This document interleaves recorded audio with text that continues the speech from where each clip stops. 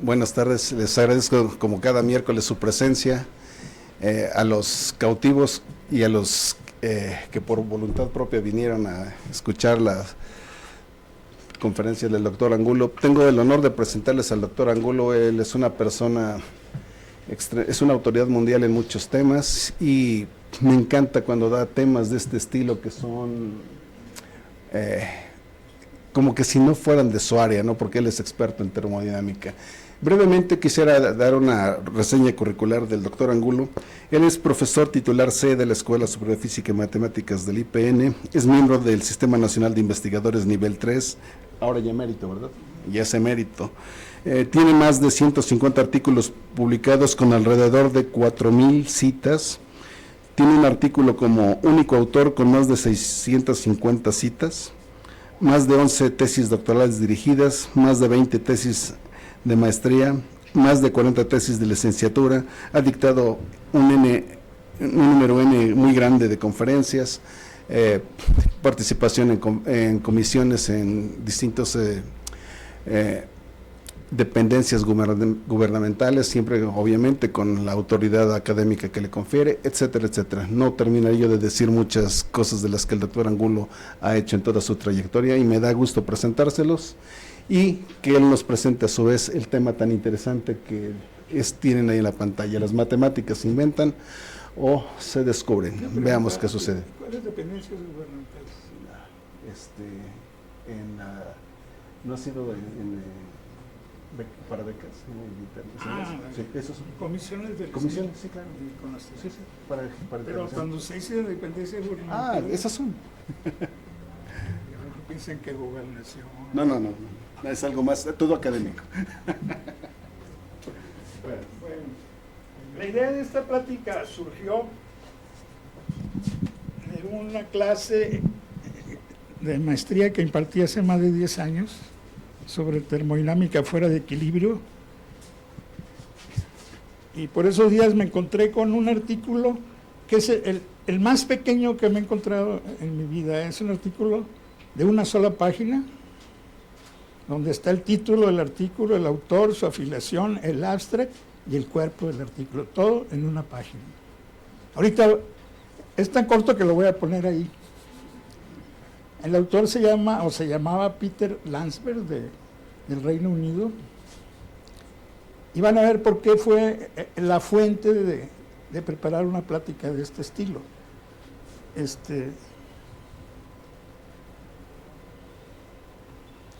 Bien, a lo largo de mucho tiempo no ha sido raro encontrarme con diversos libros escritos casi siempre por científicos, donde se menciona la palabra Dios en los títulos.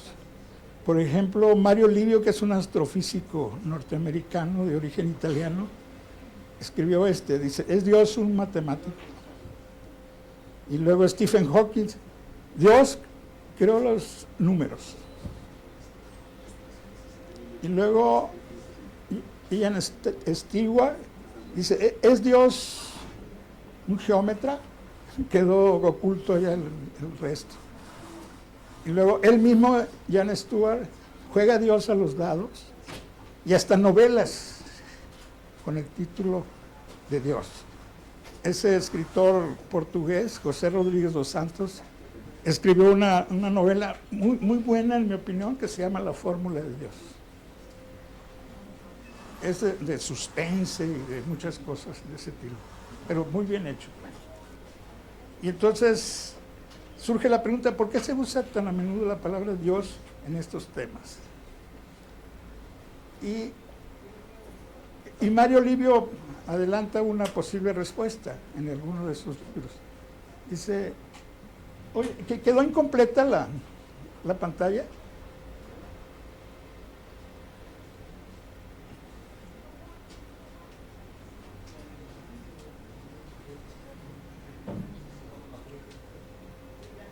Dejen ver qué pasa, ¿no? Está mocha de arriba la pantalla y yo la probé en mi computadora y se ve completa. Y si podemos reducir un poquito el tamaño porque no se alcanza a ver todo. La parte de arriba quedó... Que no se ve toda la parte de arriba. ¿Ya? A ver.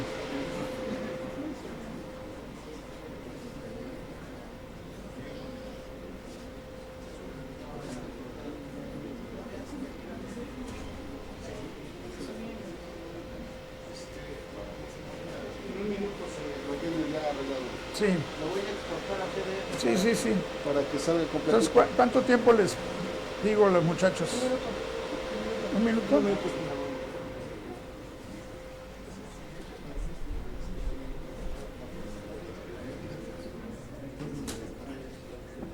Dicen que en un minuto se arregla.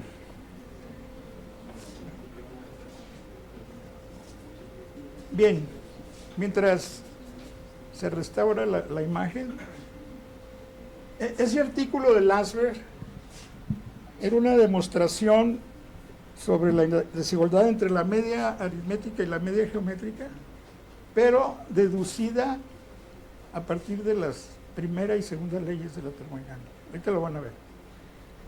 Bueno, Livio dice, la aparente omnipresencia y omnipotencia de la matemática son características asociadas a los entes divinos. Por eso la matemática, bajo cierta perspectiva, es algo medio divino, ¿no? Además, no son extrañas las frases entre grandes personajes de la historia de la ciencia, como esa de Albert Einstein: Dios no juega los dados, el Señor es sutil, pero no malicioso. Creo, pero cuando empezó a usar esa fraseología Einstein, mucha gente empezó a poner de ejemplo como alguien con creencias religiosas. Tanto que tuvo que después salir a aclarar que él no creía en un Dios así con barbas que se metía en la vida individual de las personas, que él en todo caso creía en lo que él llamó el Dios de Spinoza, el famoso filósofo nacido en Holanda, pero era judío sefaradita. Y el Dios de Spinoza dice que es idéntico al orden matemático del universo. A eso el propio Spinoza le llamó el panteísmo. ¿Y quién fue Spinoza? Pues fue el autor del famoso libro de la ética. La ética de Spinoza se menciona mucho por ahí, que por cierto fue un intento de plantear los principios y postulados de la ética con una estructura euclidiana, es decir, axiomas y luego demostraciones, conclusiones. O sea, le quiso dar una estructura geométrica a la ética. Resultado, yo intenté leer de joven ese libro y no avancé muchas páginas. Pues, yo no sé si lo logró o no, pero yo no lo entiendo. Baruch Spinoza. El propio Galileo, en una de sus obras maestras, diálogos sobre dos nuevas ciencias, en algún lado escribió esta frase: Dios escribió el libro de la naturaleza en el lenguaje de las matemáticas. El propio Thomas Hobbes, filósofo del siglo XVI-XVII en la Gran Bretaña, en su famoso libro El Leviatán, señaló a la geometría como paradigma de la argumentación racional. Dice, única ciencia que Dios se complació en comunicar al género humano. Y luego más frases. James Jeans, otro gran físico de principios del siglo XX, dijo, el universo parece haber sido diseñado por un matemático puro. Y más. Y luego junté estos dos párrafos a los que los bautizó con perplejidad. El propio Einstein escribió en algún sitio, dice, ¿cómo es posible que la matemática, un producto del pensamiento humano independiente de la experiencia, se ajuste de modo tan perfecto a los objetos de la realidad física? Él ya estaba ahí tomando partido por la pregunta que yo puse en el título de la plática, ¿no? Porque según ese comentario, aunque no estuviera el pensamiento humano al alcance, de todos modos existiría la realidad física, y muy probablemente cumpliendo con las matemáticas. Pero Eugene Wigner escribió también ese otro párrafo. Disculpen ustedes.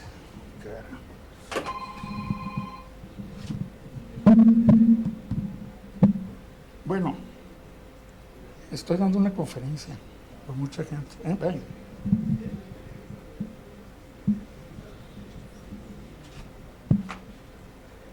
Decía, el milagro de la articulación entre el lenguaje, la matemática y la formulación de las leyes de la física es un obsequio maravilloso que no comprendemos ni merecemos. Hay que advertir que eso lo escribió más o menos en tiempos de la Segunda Guerra Mundial, ¿no? Deberíamos estar agradecidos por ello y esperar que siga siendo válido en ulteriores investigaciones y que se extienda para bien o para mal. Está muy presente el mal en esos años, para nuestro placer o incluso para nuestro desconcierto a otras ramas del conocimiento. Y a esto Wigner le llamó la misteriosa eficacia de las matemáticas. Y siguen las frases. William Thomson, famoso Lord Kelvin de la termodinámica, dice, cuando no puedes expresarlo con un número, tu conocimiento se vuelve pobre e insatisfactorio.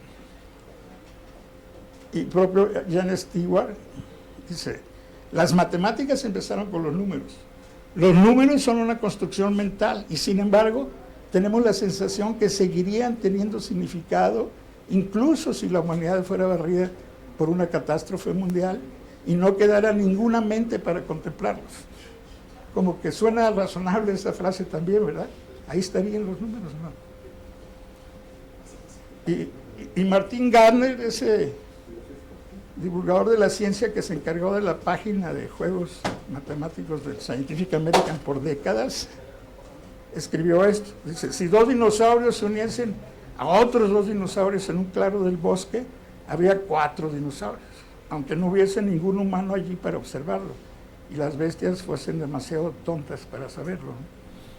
Bueno, una vez dicho todo esto, mucho de lo que voy a hablar tiene que ver con las 4 leyes de la termodinámica, que son 3, ¿no? La primera, la segunda y la tercera. Todo el mundo sabe cuáles son esas leyes, o alguien no, o por lo menos así por encima. La primera ley es la expresión en términos de lenguaje y sistemas termodinámicos de la conservación de la energía. La segunda ley es un criterio para discernir qué procesos son posibles y cuáles no son posibles en la naturaleza, a través de una cantidad de su función de estado llamada entropía. Y la tercera ley es una que solo es válida en el reino de las muy bajas temperaturas, ¿no? En el vecindario del cero absoluto. Es decir, que la entropía cuando T tiende a cero también se va a cero. Bueno, y aquí está el artículo de Landsberg completito. Vean, ¿qué contiene este libro? Dice, considere n reservorios térmicos idénticos, y aquí hay que hacer una aclaración. Landsberg le llama reservorios térmicos no exactamente lo mismo que nosotros solemos llamarle. Acá le llamamos reservorios térmicos en esta escuela a un sistema termodinámico con una capacidad calorífica tan grande que para todo es muy práctico, se toma como infinita. Es decir, estos reservorios pueden dar o recibir calor y no cambian su temperatura. Pero digamos que Landsberg lo usó como sinónimo de cuerpos ordinarios, ¿no? Entonces lo voy a decir así. Considere n cuerpos, cada uno de capacidad calorífica constante C, y a diferentes temperaturas absolutas T iniciales, TI. Dice, en cierto instante, ellos son puestos en contacto térmico uno con el otro y ellos alcanzan una temperatura de equilibrio T final. La primera ley de la termodinámica asegura la conservación de la energía. ¿Cuáles son? Si tengo n cuerpos, como un trenecito así, pero cubiertos de tal manera que están aislados del exterior, ¿cuál es la única posibilidad de intercambiar energía? Si están a diferentes temperaturas todos contra todos, pues por flujos de calor. ¿Y cómo fluye el calor entre estos cuerpos? pues van de los más calientes a los más fríos por todos lados hasta que todos se equilibran en una temperatura final de equilibrio. Entonces, si vemos el proceso global, todos van a alcanzar una temperatura común al final, habiendo partido de n temperaturas TI iniciales. Y como sabemos que esos intercambios de calor ya integrados, la integral de dQ es Q, ¿y quién es Q? C por delta T. Y esto es C por delta T, pero n veces. Y igual a 0 porque está aislado el sistema. Entonces, si resolvemos esta ecuación para TF, va a haber n veces TF y sumamos todas las TIs, despejamos a la TF y esta va a ser la temperatura final de equilibrio, ¿no? Pero eso es lo que exige la primera ley. ¿Y qué exige la segunda? Que delta S sea mayor o igual a 0, pero ¿eso a qué nos conduce? Pues ahora nos ponemos a calcular el cambio de entropía de esos n procesos internos que ocurrieron. Y esos procesos internos todos ocurrieron entre los diversos TIs de los diversos cuerpos y la TF común otra vez. Hacemos la integral que nos queda C logaritmo de T, n veces T, entre el producto de todos los denominadores que son de T1 hasta Tn, y elevamos a la n arriba y abajo, aquí, y nos va a quedar finalmente que TF, para que este logaritmo valga 0, ¿qué le pedimos al argumento del logaritmo? Que valga 1, ¿verdad? Entonces ya igualamos el argumento con 1 y despejamos a TF, y que es, digo, a TF que está aquí, y la volvemos a escribir aquí, ya despejada, resulta mayor o igual que todos estos productos elevado a la 1 en n. La desigualdad de la media aritmética con respecto a la media geométrica. Luego, después de haberme encontrado este artículo, me enteré que Sommerfeld, el famoso Sommerfeld, que fue maestro de Einstein y muchos otros laureados de la física, ya había resuelto este problema, pero para dos cuerpos y como ejercicio final de un capítulo de un libro. Obviamente él obtuvo esta misma desigualdad, pero para dos objetos nada más, lo cual es totalmente legítimo también. El caso es que una vez que Landwehr publicó este articulito en Physics Letters, que era una revista de cierta importancia, vino una lluvia de respuestas sobre el artículo, muchas de ellas de matemáticos. Los matemáticos decían que nadie podía considerar esto como una prueba de ese teorema, de esa desigualdad. Casi decían que era una casualidad o qué sé yo, ¿no? Pero los físicos respondieron defendiendo a Landwehr. Finalmente vamos a decir que llegaron a un empate. Y el término del empate, creo que Julián González Saliale y yo lo escribimos en un artículo que publicamos sobre todo esto, y voy a procurar leerlo rápidamente.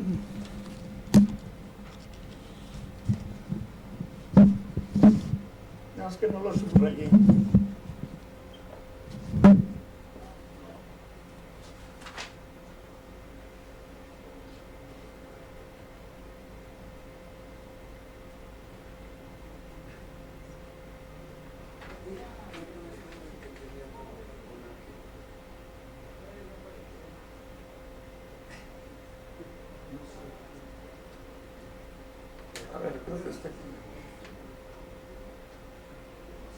Alguien llamado Perldine enfatizó que el tratamiento de Landwehr no es una técnica nueva, poniendo sus resultados en perspectiva histórica. Ahí mencionó a Sommerfeld y a otros. Y en una perspectiva histórica, y concluyendo que este tipo de aproximaciones físicas ha estado operando en el pasado en dos niveles. Inciso I. Ha servido para el propósito de sugerir nuevos resultados matemáticos. Es decir, cuando un cálculo físico de ese estilo encuentra un resultado que no esté resuelto formalmente en matemáticas, le manda una tarea a los matemáticos para que lo resuelvan formalmente. Así que la verdad matemática demostrarla como un teorema, ¿no? Inciso I. Inciso 2, sí.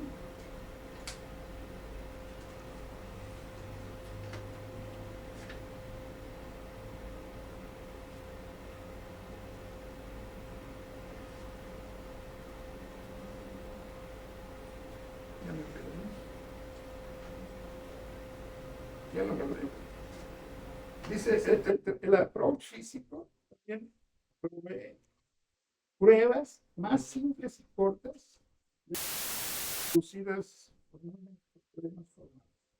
O sea, tiene sus virtudes esto también. El caso es que al final de su artículo, el último párrafo, y lo vamos a leer,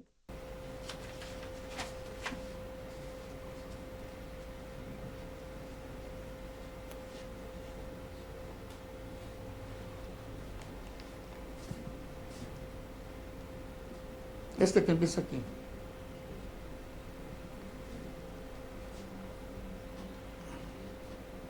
Dice que este procedimiento, que puede ser generalizado, representa uno que probablemente es un pensamiento provocador con clases de argumentos en los cuales una verdad pura de las matemáticas es directamente accesible desde principios establecidos de la ciencia o de la física en este caso, ¿no? Entonces, eso fue parte del debate que se provocó y duró más de 10 años, yendo y viniendo los artículos. Bueno, entonces, después de que yo hice este ejercicio en el pizarrón de ese curso, ocurrió que le dije a uno de mis alumnos, mira, ¿y por qué no vamos a cambiar la condición de que la capacidad calorífica sea constante? Y propusimos esto, una constante por la temperatura a un exponente real arbitrario. Otra vez volvimos a aplicar el primer principio cuando el T igual a 0 y hicimos el mismo procedimiento de Landsberg, pero cambiando la condición de C constante y dejando T a la M dentro del integrando. Hicimos las integrales, pusimos las condiciones sobre los exponentes y se empezó a desplegar una colección de desigualdades enorme. Bueno, ya después de aplicar la segunda ley y despejar a la TF, se desplegaron un montón de desigualdades. Por ejemplo, para M igual a 0, la de Landsberg, C igual a constante, ¿no? Pero para M igual a menos 1, una también muy parecida, pero con exponentes menos 1. O bien así, que es como la de Landsberg, pero para los inversos de las temperaturas. Y luego para M distinto de menos 1 y distinto de 0, obtuvimos esta que está aquí. Y esa fue la que más nos llamó la atención. De este estilo fueron, no sé, quizás hasta 10 diferentes. Pero, y todas legítimas, por supuesto, ¿no? Pero la que más nos llamó la atención fue esta de acá. No sé si en el auditorio hay un matemático que ya la está identificando. Pero ¿de qué se trata esa desigualdad? Bueno, entonces dijimos, sea X un vector en un espacio vectorial B de dimensión finita n con X dado por esas componentes. Entonces ya saben ustedes cómo se define la norma. La norma de orden P se define así, ¿no? Que la más conocida es para P igual a 2.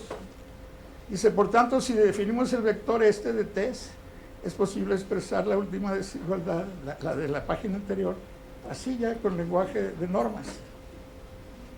Y dice, lo interesante es que esta desigualdad no es trivial. La desigualdad trivial es esta, que la norma de orden M siempre es mayor o igual que la de M más 1. Pero con M mayor que 0, sin embargo, existe un teorema del álgebra lineal y del análisis funcional que afirma que dos normas son equivalentes si para P mayor que Q mayor que 0 existe un C en un real tal que se cumple esta desigualdad. Donde esta C, expresada así, como N a la 1 en P, Q menos 1 en P, es la menor constante que cumple la desigualdad, donde N es la dimensión del espacio, y además se afirma que todas las normas son equivalentes. Otra vez faltó espacio ahí abajo. Y por esos días buscamos en la biblioteca de la escuela y lo más cercano que encontramos fue unas notas del profesor Bieberstein. No sé si la mayoría de ustedes han oído hablar del profesor Bieberstein. Fue un notable matemático que trabajó mucho tiempo en la escuela, matemático polaco. Y en sus notas afirma ese párrafo. Dice, este es uno de los teoremas más importantes de la teoría de normas, pues permite trabajar los conceptos de convergencia, continuidad y otras propiedades importantes de manera indistinta entre diferentes normas. El caso es que lo que pusimos en nuestro artículo es eso, que ese teorema tan importante salió de la primera y segunda leyes de la termodinámica. Y luego en el mismo artículo hicimos unos adendas que según nosotros resolvía el siguiente problema. Ustedes saben muy bien de los cursos básicos de termodinámica que cuando se pone en contacto un baño térmico con un sistema convencional, el que siempre gana para el equilibrio químico es el baño, ¿verdad? Y el baño sigue estando a la temperatura que tenía y el cuerpecito se ve obligado a alcanzar la temperatura del baño. Es un ejercicio que se hace en los cursos de termodinámica, ¿no? Pero la pregunta que planteamos aquí fue, ¿qué pasaba si poníamos a competir dos baños entre sí? Por ejemplo, cuando se ponen dos cuerpos con capacidades caloríficas C1 y C2, la temperatura final de equilibrio es de la forma C1T1 más C2T2 entre C1 más C2. ¿Recuerdan esa formulita? Es muy simple de deducir, ¿no? Pero ¿qué pasa si los dos cuerpos son infinitos de capacidad calorífica? Entonces, ¿a qué se llega? Es una indeterminación, ¿verdad? Y la pregunta, ¿y tendrá sentido poner a competir dos baños térmicos? Entonces, nosotros argumentamos en el artículo que sí tenía sentido porque el concepto de baño térmico mismo está jerarquizado, es decir, es relativo. Lo que es baño para un sistema no es baño para otro sistema. Y yo cuando doy teoría que pongo el ejemplito ese de que si tenemos un vaso de agua y lo enfrentamos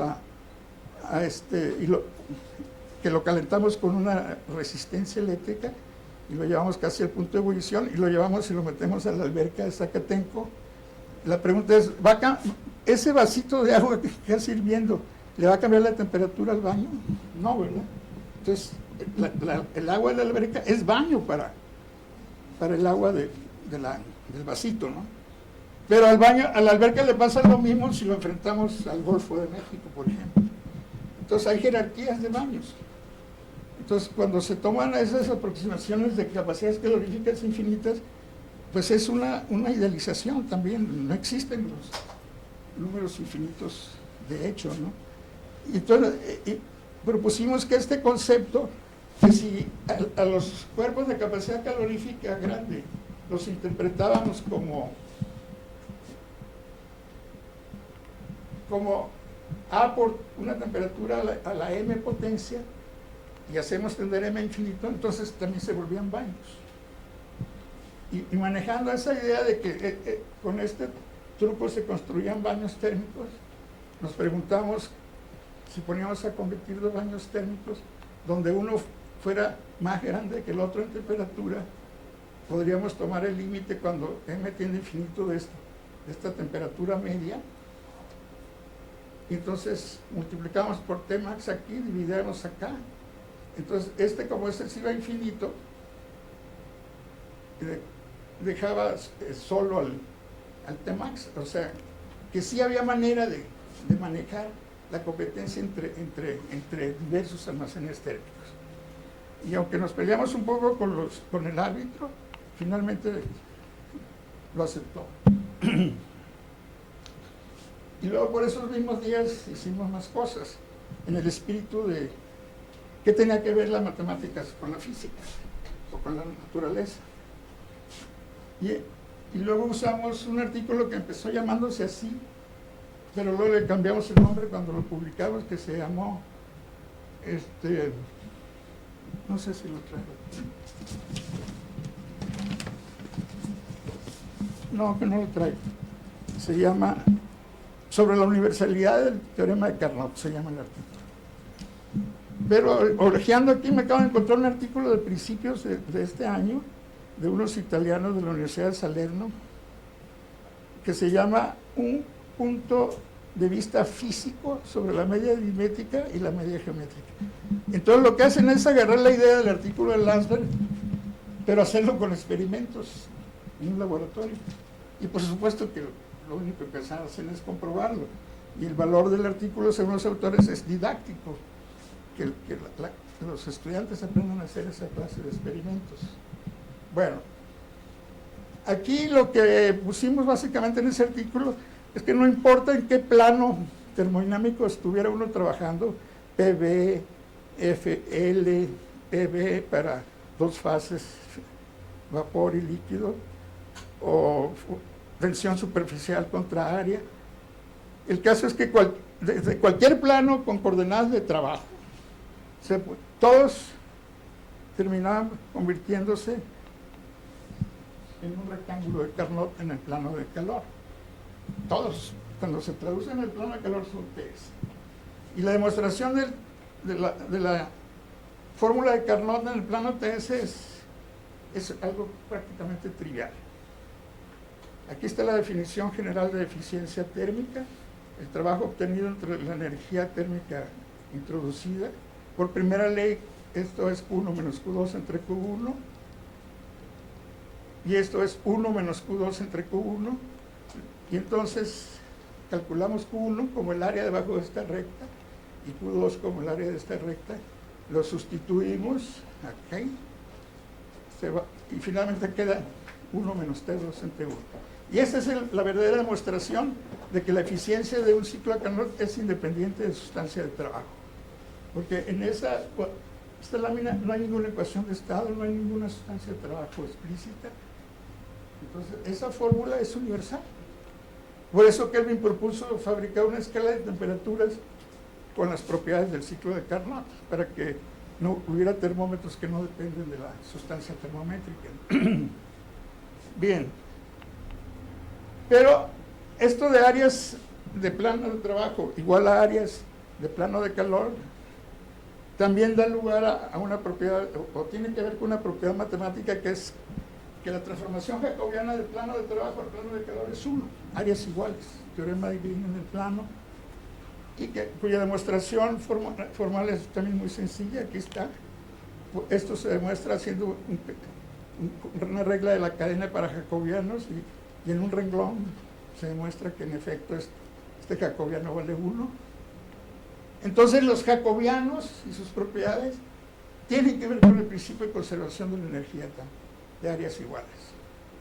Entonces hay una intimidad entre las matemáticas y las leyes de la naturaleza. Y así sucesivamente. Luego lo hicimos para más casos generales, eso ahorita no tiene mucha importancia, y para otros planos de trabajo, campo magnético, magnetización, etc.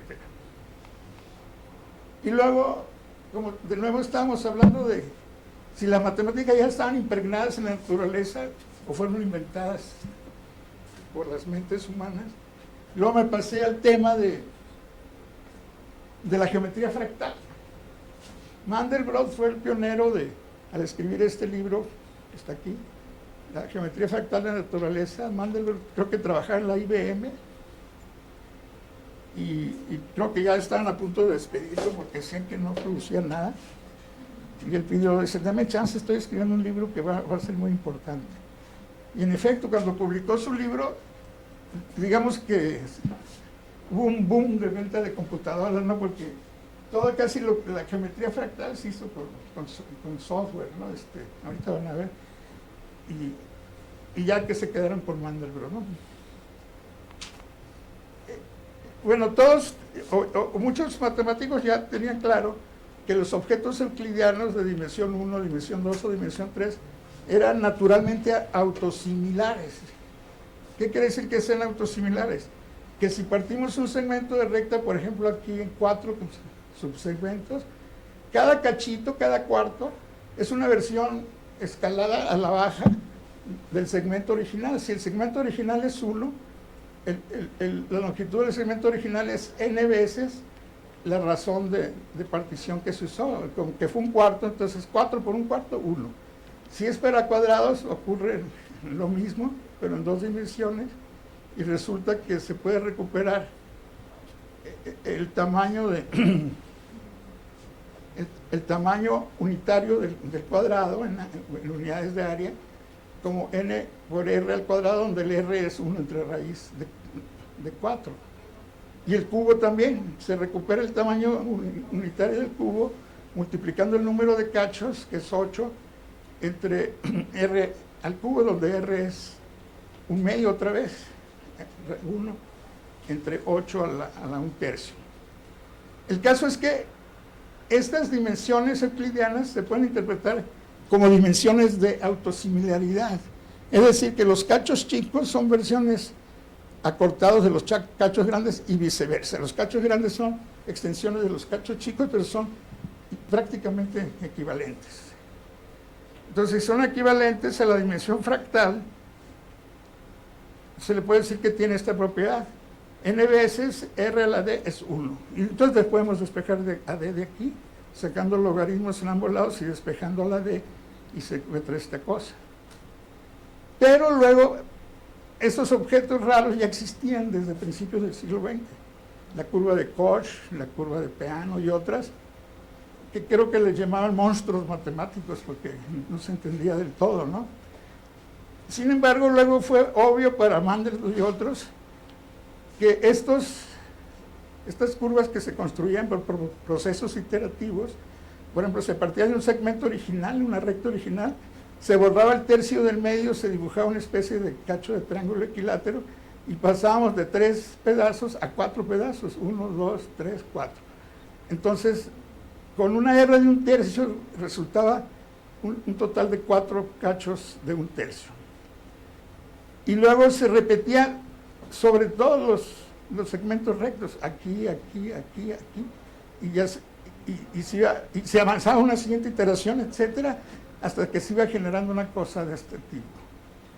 Y aquí era bastante aparente que un cachito del fractal, la curva de Koch, era una reminiscencia de todo el objeto grandote. Entonces, también ahí había una aplicación para el concepto de autosimilaridad. Nada más que aquí, cuando se aplicaba la fórmula que proviene de la geometría euclidiana, resultaban puras dimensiones fraccionarias. Por ejemplo, la curva de Koch salía 1.26.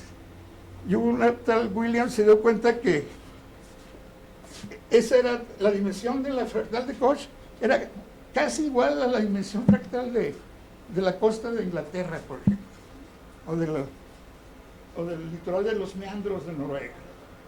Entonces, había una similitud muy cercana entre propiedades de estos fractales y muchos rasgos de la naturaleza, mapas, cordilleras, etcétera, etcétera. Entonces, así nació la geometría fractal, que por supuesto después se fue formalizando con los exponentes de Hausdorff y otras cosas más formales, pero siguió avanzando el concepto de dimensión fractal. Y luego ya no solo se aplicó a curvas caprichosas, sino también a propiedades temporales de fenómenos naturales. Por ejemplo, esta es la apariencia típica de un ruido blanco. ¿A qué se le llama ruido blanco? Pues es un conjunto de señales donde ninguna está correlacionada con ninguna otra. Es decir, cualquier valor arbitrario en el tiempo aquí no tiene nada que ver a ninguna escala con ninguno más por ahí. Están totalmente descorrelacionados todos los datos. Sin embargo, hay otras versiones de ruido, como el 1NF, donde hay correlaciones de todo tipo, hay de corto alcance, de mediano alcance y de largo alcance. Muchos fenómenos fisiológicos están gobernados por ruidos 1NF, es decir, hay mucha organización en el comportamiento del ritmo cardíaco y otras propiedades de la vida. Y luego el caso del movimiento browniano, que es una señal que solo tiene correlaciones a corto plazo, a corto alcance, pero no a largo alcance. Entonces, al menos Y luego están las versiones fraccionales de estos ruidos y se caracterizan por sus espectros de la potencia de Fourier en un plano log-log. Este es el de ruido blanco, una recta horizontal, ruido 1 en F y ruido browniano. Por esto. El caso es, también estas son propiedades fractales, pero no de perfiles estáticos, sino de perfiles que dependen del tiempo y la frecuencia. Bueno, en general, las definiciones más básicas de lo que sí es fractal y lo que no es fractal se ven en este dibujo. Aquí este dibujo de arriba, todas las pelotitas esas son más o menos del mismo tamaño. Entonces, hay un tamaño característico de 10 centímetros, dice aquí. Hay una escala dominante. En cambio, en el dibujo de abajo hay muchas escalas coexistentes. Aquí están señaladas 4 por lo menos. Entonces se dice que aquí no hay una escala predominante, aquí sí. Entonces hoy en día los sistemas que no tienen escalas dominantes se llaman fractales y los que sí tienen escalas dominantes son no fractales. Y en la naturaleza está llena de esta clase de ejemplos. Células nerviosas, vasos sanguíneos, en las alveolos de los pulmones, etcétera, etcétera. También en la sismicidad está llena de fenómenos fractales. Pero esa plática yo ya le he dado varias veces aquí en la escuela, de aquí para adelante. ¿Quién la ha escuchado? ¿Nadie? ¿O sí algunos? Es que es otra conferencia. A ver. Entonces, pero es redundar sobre la misma fenomenología, nada más que con otro sistema. Nomás voy a destacar esta figura que es una reminiscencia de la obra de la Capilla Sixtina. ¿Han visto fotos del techo de la Capilla Sixtina? ¿Alguien ha estado allí? Yo sí. Y en el mero centro de la Capilla Sixtina está una mano de un señor que le está insuflando vida a otro señor, que es Adán, ¿no? Pero el autor de esta idea, yo lo conocí en vivo en un congreso tripartita que ocurrió en Cancún en 1995 entre la Asociación Americana de Física, la Sociedad Canadiense de Física y la Sociedad de Brillantes. Y ahí andaba, el conferencista estelar fue Per Bach. Y era accesible, pero era, digamos que muy engreído. Una de sus conferencias le empezó diciendo: la biología es tan importante que no se la podemos dejar nada más a los biólogos. Y entonces expuso un modelo de evolución biológica. Pero cuando ya escribió su libro, de donde saqué esta página, ahí vienen cómo le puso a su libro. Dice: How Nature Works. Dice: ¿cómo trabaja la naturaleza? Según él había encontrado el gran misterio de cómo trabaja la naturaleza. Y entonces, la esposa de uno de sus autores le hizo este dibujo. Una mano tipo Jehová, insuflando, ayudando a construir una pila de arena. Grano a grano. Resulta que el primer artículo que ellos publicaron era el comportamiento de una pila de arena, formada grano por grano, que tenía más o menos la siguiente propiedad. Cuando empezaron a caer los granos, se iban amontonando en el suelo, hasta que empezó a formar un montoncito, y cuando se alcanzaba un ángulo crítico de inclinación, el siguiente grano podía quedar cerca donde cayó o producir una avalancha de granos. Entonces, a partir del ángulo crítico alcanzado, todos los granos producían avalanchas. Y luego hicieron una gráfica del número de avalanchas contra el tamaño de las avalanchas, y sorprendentemente salió una ley tipo Gutenberg de la sismología, como esta. Muchos sismos chiquitos, menos medianos y mucho menos gigantescos. Aquí se ve. Entonces se empezaron a emparentar muchos fenómenos que tenían este tipo de características y ellos le llamaron fenómenos críticamente autoorganizados. Y lo de autoorganizados tiene que ver con que, a diferencia de como pasa en un plató de televisión donde a veces ponen 20,000 fichas de dominós arregladas de tal forma que con un ergio producen una respuesta no lineal catastrófica. Sí lo han visto, ¿no? Van cayendo en cadena. Pero ahí, para que se vuelva a ocurrir el fenómeno, tienes que llamar a los empleados de la televisora para que vuelvan a parar las fichas. En la naturaleza puede ocurrir eso, pero sin los ayudantes del estudio de televisión. Es decir, los sismos que ocurren en la costa mexicana del Pacífico son este tipo de avalanchas, voy a decir entre comillas, y lo más probable es que en ese mismo lugar donde ocurrió esa avalancha, con el transcurso del tiempo, se vuelva a acumular energía de nuevo para producir una nueva superavalancha, un nuevo macrosismo. Pero habiendo en el interín sismos chicos, medianos, siguiendo esa ley de potencias que está acá. Y esas leyes de potencia y propiedad de los sismos se han podido simular poniendo a deslizar una placa sobre otra, como aquí. Eso lo hemos hecho en nuestro grupo y hemos descubierto que ese modelo de Spring Block de Olama y Frederick Christensen no solamente reproduce leyes de Gutenberg-Richter, reproduce propiedades más complejas que no estaban explicadas hasta la fecha. Una tesis doctoral que hizo Jennifer Pérez Oregon aquí, explicamos una cosa que se llama el diagrama de Roof-Kanamori, que es un diagrama donde se mezclan tres variables: la edad de las placas tectónicas, la velocidad relativa entre la placa y el continente y la magnitud de los sismos. Y el propio Kanamori, que es el patriarca de los sismólogos de Caltech, cuando dibujó su diagrama con Roof y Kanamori, lo reportaron y dijeron, y encontraron una correlación entre esas tres variables que acabo de mencionar, pero ellos mismos reconocían que no había ninguna explicación, como que fue un golpe de suerte. Entonces nosotros propusimos un modelo que explica perfectamente el diagrama de Roof-Kanamori con estos sistemas de autómatas celulares críticamente autoorganizados. Y bueno, y esto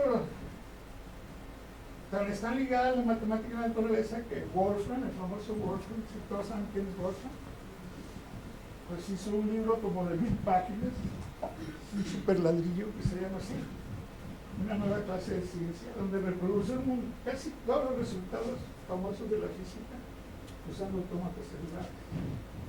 O sea, ahí en esos fenómenos estaba esa otra nueva regla dinámica de naturaleza sin ecuaciones diferenciales. Entonces, para terminar, comentarios finales. Dice, ¿tiene la matemática una existencia independiente de la mente humana? ¿Por qué los conceptos matemáticos son tan aplicables, mucho más allá del contexto en el que se desarrollan originalmente? La geometría Riemann, ¿no?, que terminó aplicándose en la relatividad general. Dice, un matemático típico es platónico los días laborales y es formalista los domingos. Phil Davis y Ewan Hersh.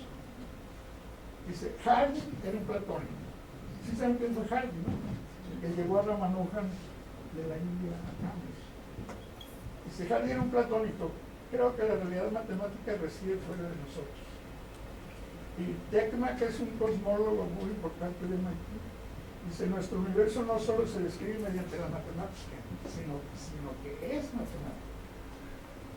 Y más comentarios. James Newman también es importante. La matemática es tan libre como la mente y tan indómita como la imaginación. Richard Hammett. La matemática ha sido fabricada por el hombre y es por tanto susceptible de ser continuamente alterada por él. Gelfand. ¿Han llenado libros de Gelfand? De la ruso. Solo hay una cosa que sea más inexplicable que la inexplicable eficacia de las matemáticas y física, y es su inexplicable ineficacia en biología. El enigma de Wigner, según Mario Libre, invento o descubrimiento no se excluyen mutuamente. La matemática es en parte inventada y en parte descubierta. Los seres humanos inventan los conceptos matemáticos y descubren las relaciones entre ellos. Y Stewart dice, durante su larga historia las matemáticas se han inspirado en estas dos fuentes, el mundo real y el mundo de la imaginación. ¿Cuál es el más importante? Ninguno de los dos. Lo que importa es la combinación. ¿A quién me adhiero yo? Pues a los dos últimos. Salomón y Carlito, ¿no? ¿Algo más? ¿Preguntas o comentarios? Agradecemos al doctor su plática.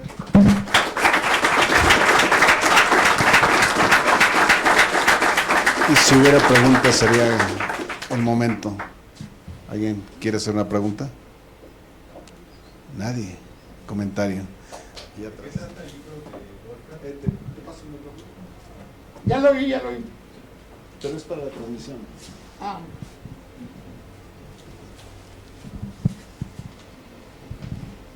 Pues yo nada más lo he ojeado, ¿eh?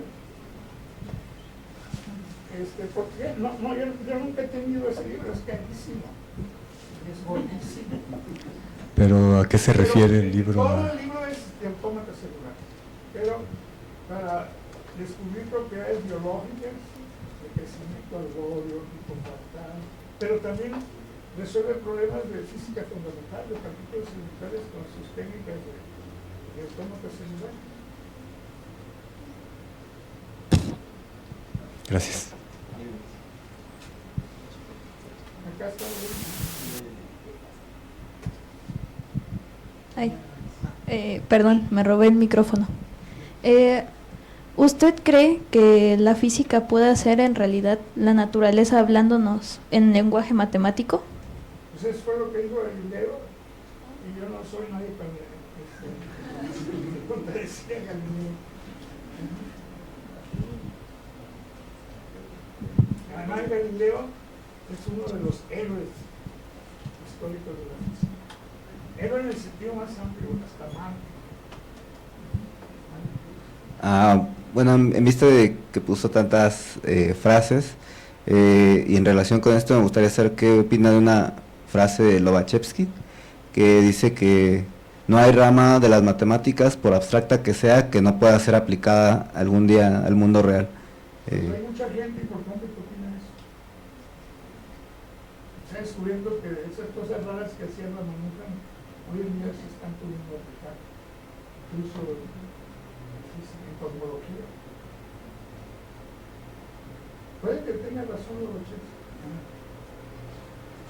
¿Alguien más? Sí. Te paso el micrófono. Ya va para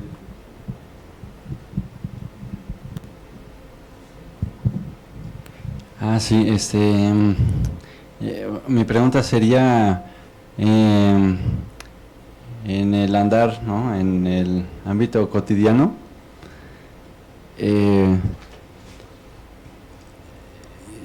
para usted sigue siendo, no sé, una pregunta constante que es ser matemático o físico, o en esa constante preparación, ¿usted ya encontró algún entendimiento claro de qué es todo este conocimiento abstracto, digamos, para lo que usted hace, ¿no? Bueno, lo que yo hago y he hecho, nunca he necesitado matemáticas extraordinariamente sofisticadas, pero sí creo que hay muchas ramas de las llamadas matemáticas puras que están ahí esperando por sus aplicaciones físicas, como dice el compañero que dijo Lobachevsky, ¿no? Ese asunto se ha demostrado una y más veces en la historia de la física matemática, ¿no?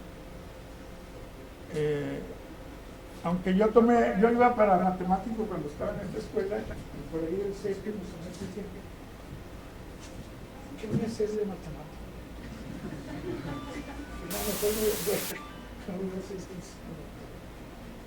Porque una vez un compañero mío que era bastante brillante, que terminó en matemáticas, un día en una fiesta en Tlatelolco, por ahí de las 10 de la noche se salió a caminar, pasó una hora y no regresó, porque fue un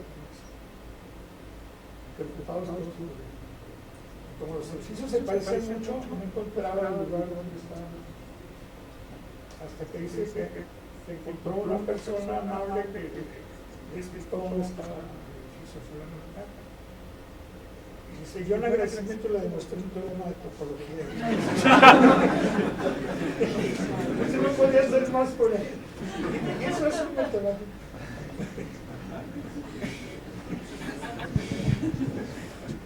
¿Alguien más?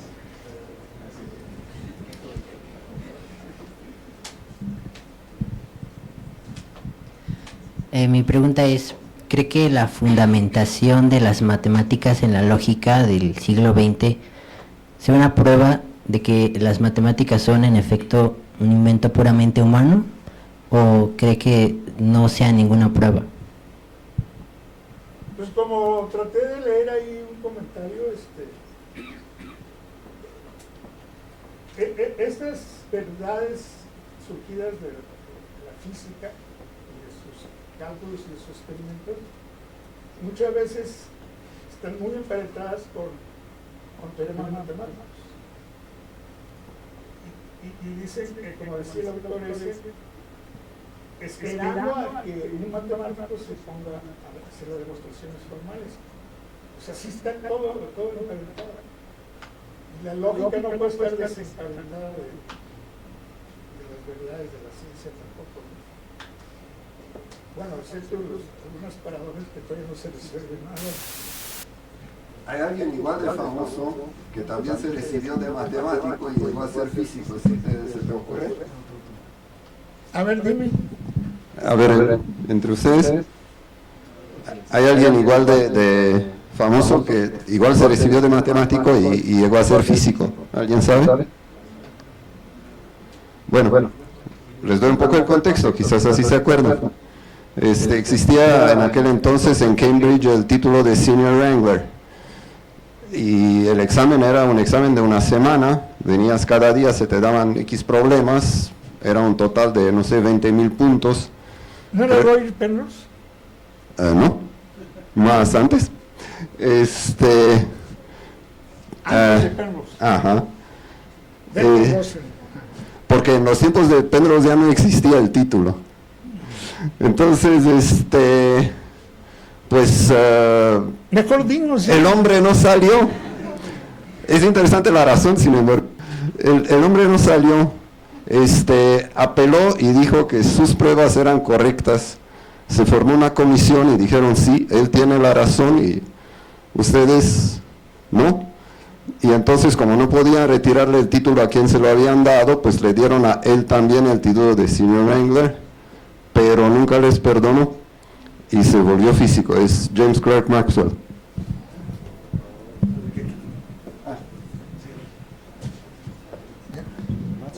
Maxwell. Ah, pues qué bueno que se volvió.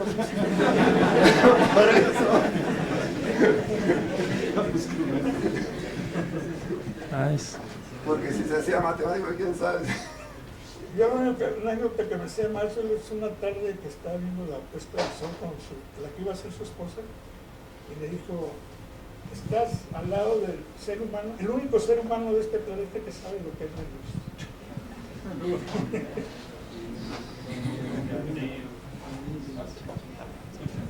Imagínense la novia que va pantallada, ¿no? Sí. ¿Podría ahondar un poco en qué son los autómatas celulares? A ver.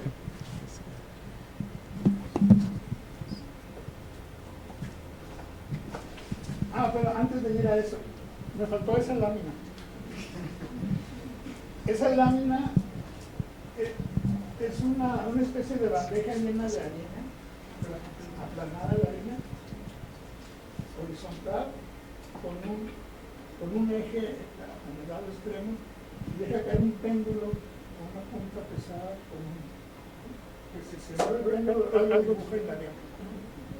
Entonces el dueño de la tienda se fue de fin de semana y Y en el fin de semana esos son los clases en Washington, estado de Washington, noroeste de Estados Unidos. Y el fin de semana un temblor 4.8, algo así, no muy lejos de ese pueblito. Y el lunes que regresó y que me abrió la tienda, se encontró la banda con ese video. Intrigados, bueno, es un sismograma tridimensional. O sea, aquí esta especie de flor son las ondas telas animales. El péndulo estaba pasando eso y luego empezó a las ondas así. Entonces se dibujó un sismograma tridimensional. El arena. Está bonito, ¿no? Sistemas complejos,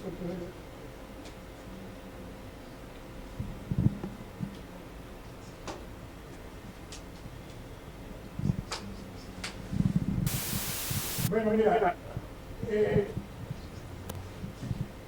este dibujo son dos placas paralelas. Y en la placa de abajo hay una distribución de bloques conectados con sus vecinos más próximos por alambres de fútbol. Y hay unos alambres verticales que aquí se muestran más flaquitos, conectados con la placa de arriba. La placa de arriba tiene asignada una velocidad de chica, pero está metiendo energía a la placa de abajo y a las resortes verticales. Entonces, cada bloque recibe una dosis de energía y tiene una regla. Una vez que recibe su cantidad de energía, la reparte por partes iguales a los 4 vecinos. Y hay una escala de energías donde el máximo es 4, por ejemplo. Entonces, si este bloque estaba en 4 ya, reparte toda su energía a los 4 vecinos. Pero si los 4 vecinos estaban en 3, con el cachito que recibieron llegaron a 4 y reparten a sus 4 vecinos y se hace una reacción en cadena. Aquí está un ejemplo. Aquí hay un lugar donde empezó el epicentro de economía, la primera perturbación, y luego las subsiguientes reacciones en cadena, hasta que ya no hay ningún vecino que está cerca del valor crítico de contenido de energía y ya no se va a desplazar con la dosis que recibe. Y se acabó el sismo, el sismo sintético se le llama. Y la magnitud del sismo es proporcional al área de esta o al número de bloques perturbados. A las reglas de cómo se va transmitiendo la energía a los vecinos, que están descritas en estas ecuaciones, a todo ese sistema se le llama un autómata celular.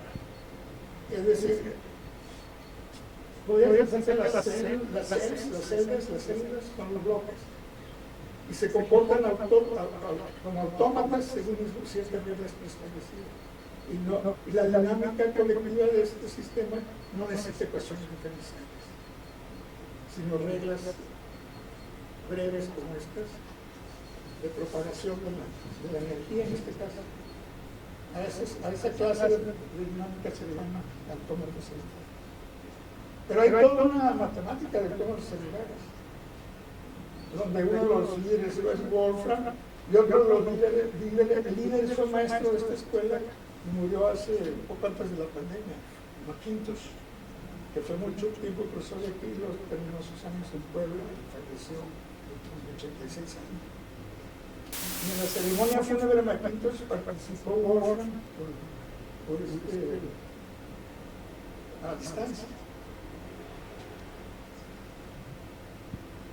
No sé si se agarra la idea general. Gracias. 3 preguntas más. Buenas tardes, doctor.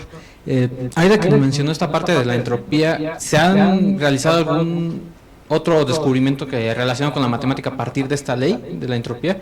Y otra pregunta sería, ¿qué implicaría el que a partir de esta entropía se reproduzcan estos digamos, teoremas matemáticos?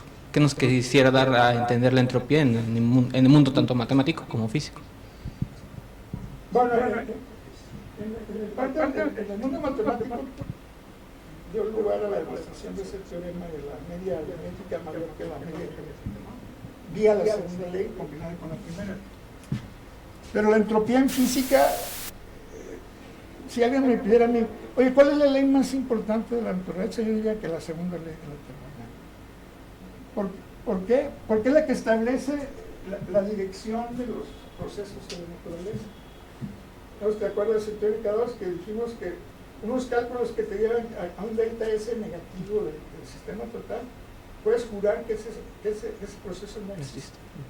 En cambio, si sale igual a cero, muy cerca de cero, es poco disipativo, casi irreversible, pero si es francamente mayor que cero, es un típico proceso irreversible, como el famoso ejemplo del huevo que se cae de la mesa y se rompe, y luego lo filmas, y luego pasa la película al revés, se reconstruye el huevo y sube a la mesa. Todo el mundo sabe que el proceso de regreso si no es imposible, es altamente improbable. Entonces, si hace el cálculo de entropía del estado inicial arriba de la mesa al estado final, el delta S es evidentemente positivo. Y si hicieras el cálculo del regreso, saldría negativo y no puede ser. Bueno, hay autores que afirman que, bueno, todo el mundo acepta que hubo un Big Bang, ¿no? ¿O no? Sí. Y hoy en día se cree que si hubo un Big Bang y empezó la estructuración del universo y su expansión, y ahora que es más acelerada, va a haber una muerte térmica del universo. Eso es lo que dijo Clausius en el siglo XIX. Dice, si la segunda ley se aplica al nivel del universo, va a haber una muerte térmica del universo. Pero hay cálculos conservadores que no hay por qué preocuparnos, faltan 100.000 millones de años para que esto ocurra. Ya va a haber tal dispersión de materia en el universo que ya no va a haber manera de construir estrellas o correr ni sistemas planetarios. Pero falta mucho, dicen. Bueno, así de importante es la segunda ley en mi... Pero tu pregunta es que si puede dar lugar a otras verdades matemáticas, la segunda ley. Sí. Por el momento no te podría contestar, tendría que pensarlo un poco más. Ok. Sí.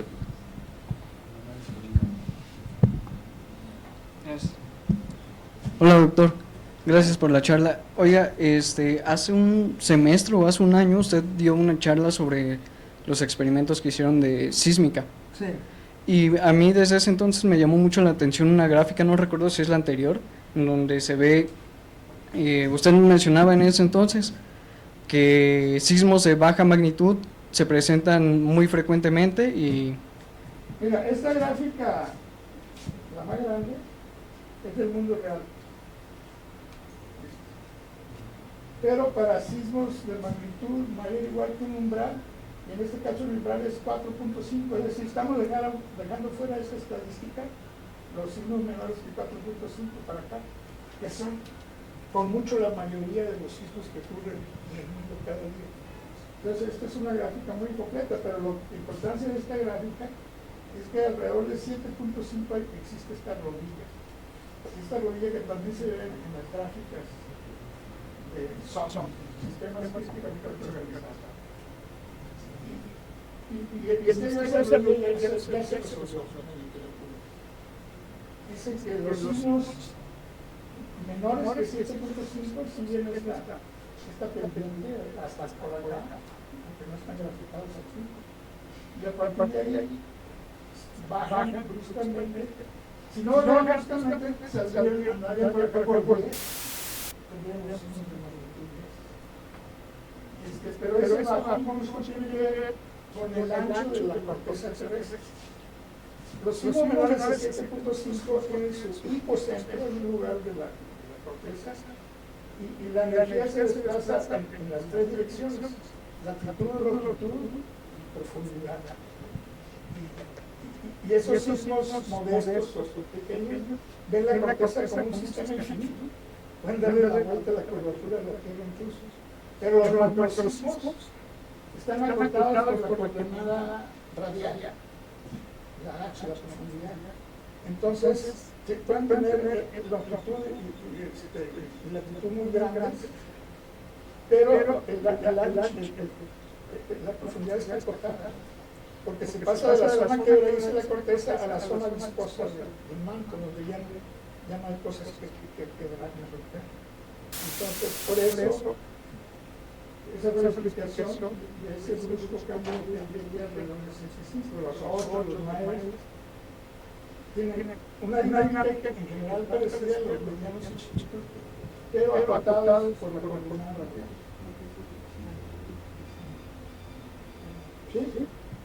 Sí, bueno, mi comentario, mi pregunta era porque en astrofísica, hay ahí es un tema de investigación muy amplio, que es la función inicial de masas, y en ese tiene un comportamiento muy similar a esto, que nos dice que estrellas de baja masa va a haber muchísimas y de alta masa hay muy pocas, pero uno de los problemas es que cuando se empieza a estudiar en zonas pequeñas, esa función que se parece mucho a esta empieza a variar. Entonces mi pregunta era, ¿hay parámetros en estos estudios que hacen que varíe esta función, este comportamiento, o se ha visto que se mantiene igual en todo? Este comportamiento es bastante generalizado en sistemas que son intrínsecamente fractales, es decir, que no tienen tamaños característicos dominantes. Los sismos no pueden sacar el promedio de los sismos como en una maxillariana, una curva de esas de campana, ¿no? Aquí las leyes de potencia no tienen curvas convexas con un solo máximo. Y la naturaleza está llena de estas leyes. Por ejemplo, la distribución de cráteres en Marte, en la Luna, cumple una ley de estas. Muchos cráteres chiquitos, unos medianos y muy pocos gigantescos, como los cráteres que se han formado en la Tierra que ya estén deteriorados, ¿no? Y también el tamaño de los asteroides. En muchas escalas del universo hay comportamientos fractales. No sé, necesitaría saber un poco más de esa curva que pues tenemos para tener una idea. Claro, los umbrales cambian de fenómeno a fenómeno, los mínimos, los máximos, etc., ¿no? Gracias. La última pregunta, ¿no?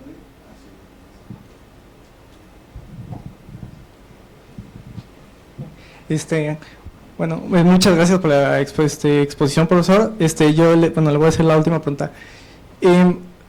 ¿Usted qué consideraría si la respuesta, usted pensaría que la respuesta más asertiva sería que, incluso una que se mencionó en una cita, que si las matemáticas en parte se crean y se descubren, ¿esto en fundamento a qué?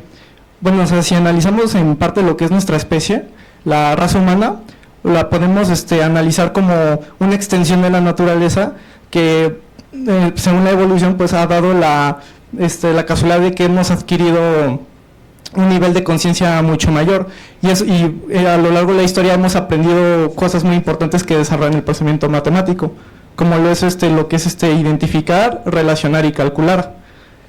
Y justamente en ese sentido de que somos esa extensión de la naturaleza que casualmente se puede explicar también con las matemáticas, con la física hasta un cierto punto muy aproximado, si existe esa autosimilaridad en que descubrimos esos patrones que nos ayudan en parte, digamos, a desvelarlos, a descubrirla, o si también está muy sujeta a la parte en que, como muchos genios en la historia, como Ramanujan, si sea verdad la parte en que la propia entropía mental les hace aparecer o darse cuenta casi por casualidad de muchas nociones y cambios de paradigma, como era el caso, por ejemplo, de Ramanujan, que decía y él citaba que veía a una diosa que le dictaba sus fórmulas. En base a esto, ¿usted qué consideraría?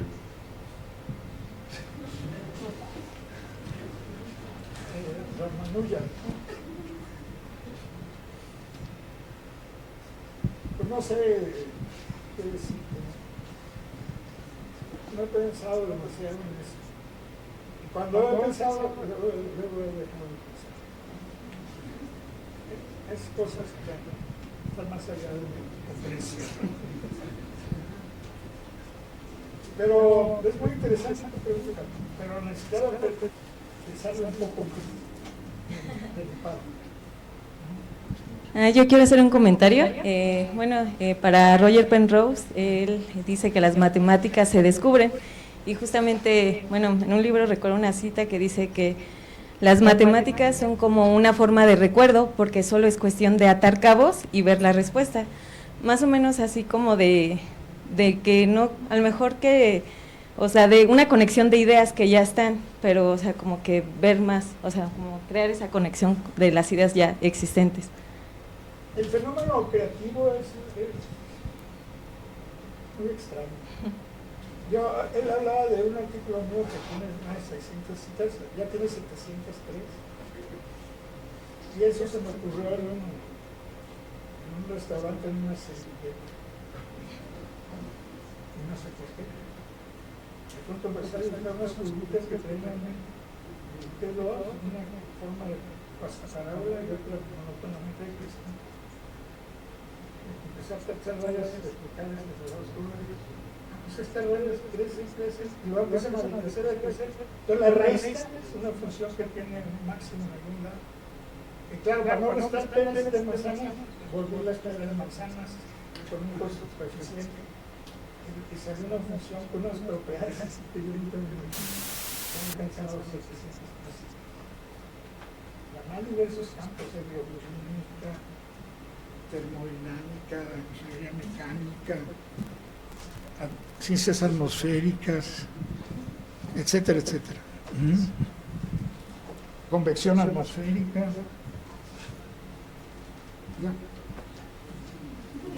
Le agradecemos una vez más al doctor Angulo su presencia. Gracias.